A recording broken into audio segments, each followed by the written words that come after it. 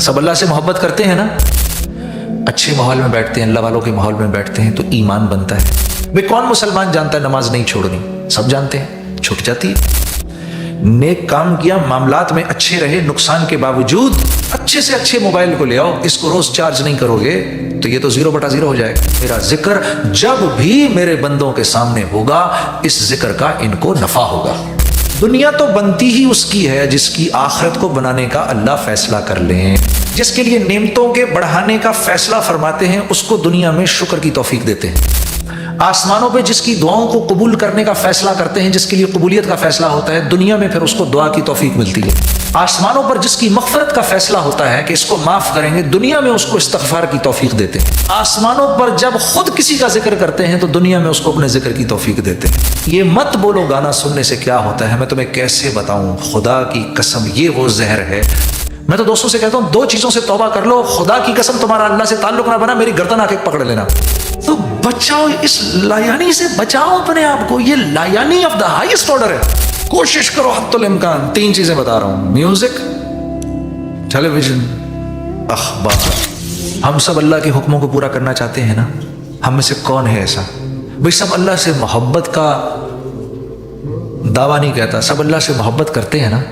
हम दावा तो नहीं कर सकते। सब अल्लाह से मोहब्बत करते हैं ना? अल्लाह के रसूल से भी मोहब्बत करते हैं ना? करते हैं हम। मेरे अजीज दोस्तों, इंसान को अल्लाह ने ना माहौल का पाबंद बनाया है। ये जब जैसे, क्योंकि पानी से बना हुआ है ना, पानी को आप फ्रिज में रख देंगे, फ्रीजर में रख देंगे तो बर्फ बन जाएगा। पानी को उठा के आप आग में डाल देंगे तो ये जलाना शुरू कर देंगे तो ये उबलना शुरू कर देगा। इसी तरह हम भी माहौल के पाबंद हैं। अच्छे माहौल में बैठते हैं, अल्लाह वालों के माहौल में बैठते हैं तो ईमान बनता है। अब ये ईमान हमसे फिर वो नेकियां कराता है जो हमसे पहले जानने मानने के बावजूद नहीं होती थी। वे कौन मुसलमान जानता है नमाज नहीं छोड़नी? सब जानते हैं, छूट जाती है। ये नॉलेज की कमी नहीं है, ये नॉलेज की एजुकेशन की कमी नहीं है, ये ईमान की कमी है। क्योंकि ईमान खर्च होता है जैसे माल खर्च होता है। ईमान खर्च होता है जैसे माल खर्च होता है। आपने सच बोला, ईमान का एक हिस्सा खर्च हुआ।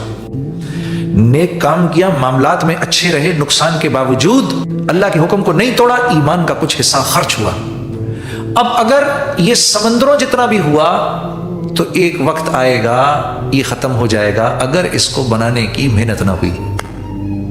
ये तबलीग में जो निकालते हैं ना, ये क्यों निकालते हैं?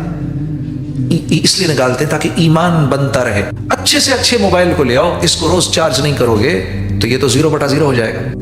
और छोटा सा मोबाइल हो, इनसिग्निफिकेंट सा, उसको आप रोजाना चार्ज पे लगाएंगे तो वो आपको काम देगा।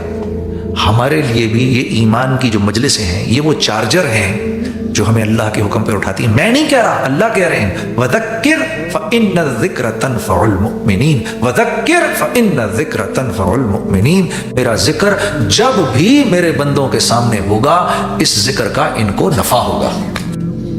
तो ये नफा सिर्फ दुनिया या आखिरत का नफा नहीं है, दुनिया का भी नफा है। दुनिया तो बनती ही उसकी है जिसकी आखिरत को बनाने का अल्लाह फैसला कर लें।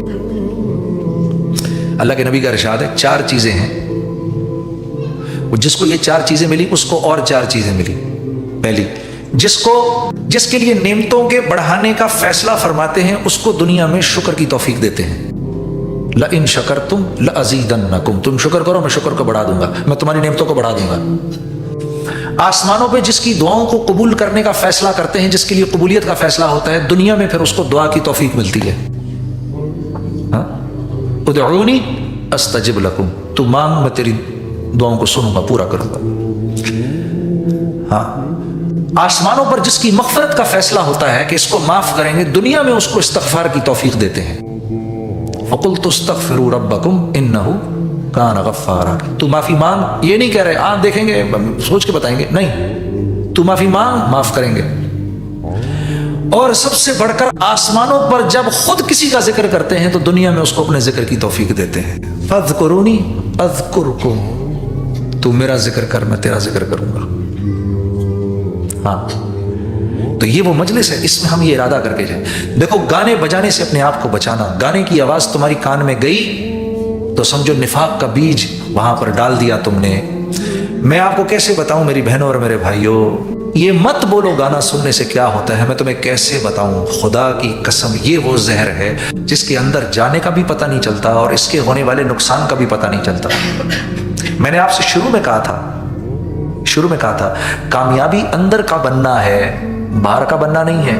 باہر تو نظر آ رہا ہے گانا سننے سے کیا ہو رہا ہے, لیکن تمہاری اندر کی دنیا تباہ ہو گئی, برباد ہو گئی, ملیا میٹ ہو گئی. جتنا کما کر لے کر گئے تھے 0/0 ہو گئے. اب پھر کیوں کہتے ہو کہ نماز میں کھڑے ہوتے؟ جی نماز میں تو کیفیت ہی نہیں بنتی. آپ الٹی سیدھی چیزیں ٹی وی پہ دیکھیں گے, اس کے بعد نماز میں کیفیت کیسے بن سکتی ہے؟